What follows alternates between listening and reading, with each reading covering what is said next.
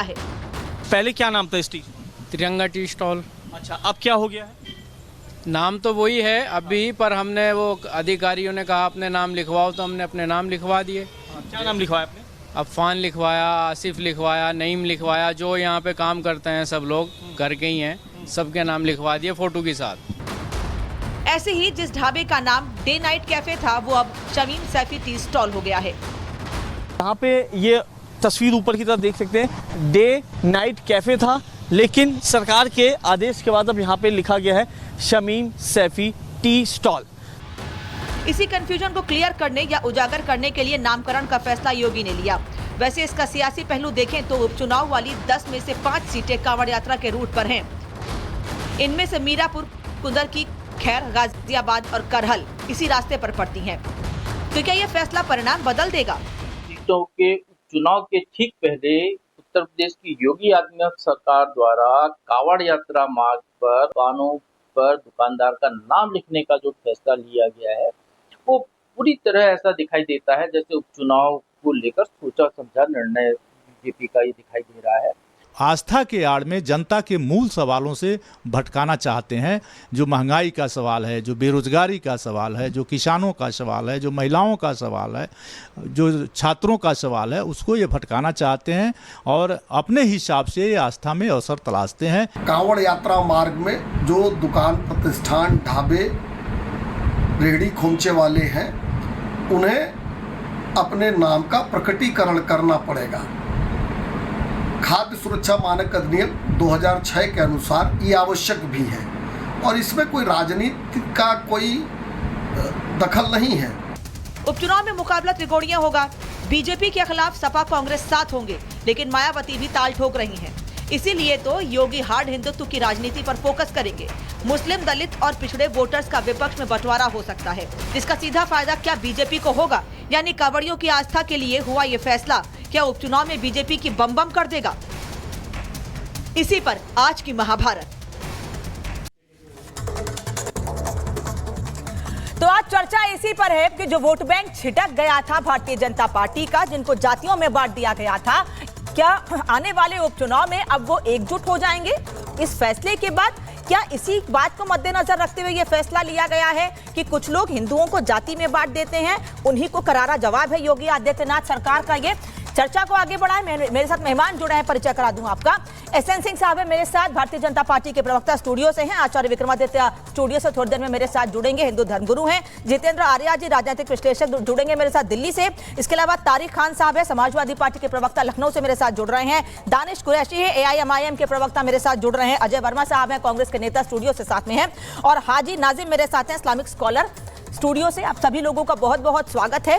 सबसे पहला सवाल हाजी साहब आपसे, नहीं आपसे पहले मैं सवाल लूंगी कांग्रेस के नेता से। सर, उत्तर प्रदेश में उपचुनाव होने वाले हैं, आपका और समाजवादी पार्टी का गठबंधन है, तो क्या ये माना जाए कि जिन लोगों को आप लोगों ने जाति में बांटने की कोशिश की थी अब वो इंटैक्ट हो रहे हैं, उसी का डर आप लोगों को है कि इस फैसले पर सवाल खड़े कर रहे हैं? अजय जी को स्क्रीन पर रखिएगा। सबसे पहले तो कामर का महीना शुरू होने वाला है, मेरे देशवासियों को भगवान भोलेनाथ की जय और कामर की बधाई है। अब दूसरा मैं बता रहा हूँ, हमें ना कोई डर था, ना है, ना होगा।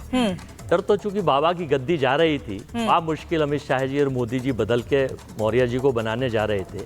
ये बाजार गर्म था, अध्यक्ष जी ने इस्तीफे की पेशकश कर दी थी। तो जब उन्हें ये लगा कि अब मौका लास्ट दिया गया 60 दिन का कि 10 चुनाव जो बचे हैं बाय इलेक्शंस यूपी में, तो और कहीं भी अगर हैं तो ठीक है। चूँकि सबसे पहले तो भगवान श्री राम ने तीर मारा, उससे पहले भोलेनाथ ने तीर मारा, फिर बद्रीनाथ जी ने उनको चपत मारा। तो ये बाय इलेक्शन भी हारे, मेन इलेक्शन भी हारे और बैसाखियों पे टिक गए। बात इसकी नहीं है अनामिका जी, बात ये है कि ये गरीबों के खिलाफ, ये छोटे लोगों के खिलाफ, ये छोटे व्यापारियों के खिलाफ, ये पिछड़ों के खिलाफ, ये शेड्यूल कास्ट के खिलाफ सरकार है। ये केवल बड़े लोगों को बढ़ाकर उनको चाहती है कि वही लोग बढ़ें, और फिर उस पर बहाने में लगाते हैं ये लोग कि साहब ये अधिनियम था, सोनिया जी के टाइम में पास हुआ था। हाँ, खाद अधिनियम हमारी सरकार में पास किया था, मुलायम सिंह जी की प्रदेश में सरकार थी, हुआ था। उसमें कहाँ लिखा है कि आप बुग्गी वालों को, ठेले वालों को, आम वालों को, सड़क वालों को, उसमें लिखा है फर्म संचालक अपना नाम टांगे। इसमें तो कहीं नहीं लिखा। अच्छा, आदेश भी मौखिक किया या तो कोई लिखित आदेश दे सरकार, हमने पूछा पुलिस अफसर से कि नहीं साहब लिखित आदेश हमारे पास कोई है नहीं, अगर है तो उसे सार्वजनिक करके चस्पा करें कि ये आदेश है, उस 6 का सहारा क्यों ले रहे हैं? अच्छा। क्योंकि ये हार से घबरा रहे हैं। अच्छा, दूसरी बात ये फिर अगर जहाँ तक सवाल है कि साहब आप नाम लिखना है ये मत करिए, कोई चीज़ें करना चाहते हैं, तो मेरा अनुरोध है हिंदुस्तान के उन सारे भाई कामर भाइयों से कि पेट्रोल पंप सऊदी अरब पे जो तेल आता है किसी अपनी मोटरसाइकिलों में तेल ना डलवाएं, क्योंकि वो सऊदी अरब से आ रहा है, मुस्लिम कंट्रियों से आ रहा है।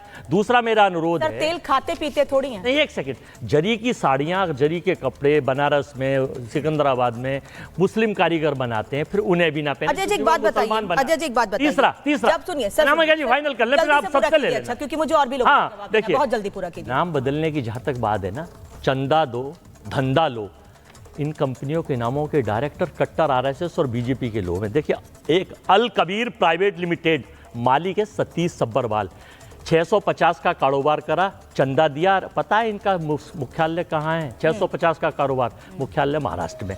दूसरा है अरेबियन एक्सपोर्ट, नाम तो लिख दिए मुसलमान, चूंकि लीफ अप्लाई करेंगे, लीफ सप्लाई करेंगे। अनामिका जी 10 सेकंड और इतनी देर अगर आप बोलते रहेंगे, अगर मैं 45 मिनट की डिबेट करूंगी आप ही बोलते रहेंगे। नहीं तो ये फिर कैसे पता चलेगा नाम का? नहीं तो आप ऐसे नाम इतने बड़े लेके आ जाएंगे, नहीं तो जरूरी है ना, आपको नहीं दे सकते। एक्सपोज कैसे होगा सरकार? मुझे इतना जवाब दीजिए कि आप खुद अजय वर्मा हैं, आप सावन के महीने में, नवरात्र के महीने में जब कहीं जाते हैं तो इस बात का विशेष ध्यान रखते हैं कि सर यहाँ पर नॉनवेज नहीं बन रहा हो, कम से कम हम सात्विक तरीके से भोजन खाएं, हम लहसुन प्याज का इस्तेमाल ना करें, इस चीज का ध्यान रखते हैं ना। जहां पर लहसुन प्याज या नॉनवेज बन रहा होता है वहां खाना नहीं खाते हैं। उसी चीज की पहचान के लिए ये फैसला लिया गया है, कह रहे हैं लोगों में कहीं कोई भ्रम ना हो, इसलिए ये फैसला लिया गया है। अजय वर्मा, मैं अंडा भी नहीं खाता, अंडे से बनी चीज भी नहीं खाता, घोषणा कर रहा हूँ। लेकिन मैं ऐसे बहुत सारे हिंदुस्तान के सारे, मेरे साथ एनसीआर के या देश के दिल्ली के ढाबों पे चलिए, 80% हिंदू भाई नॉनवेज अंडा खाते हुए दिख जाएंगे। और फिर मेरा अनुरोध ये है, अंडा और मीट तो बिल्कुल नहीं खाना चाहिए, बंद कर देना चाहिए। पहले से ही बंद है सामान में ऑर्डर लिखने के लिए।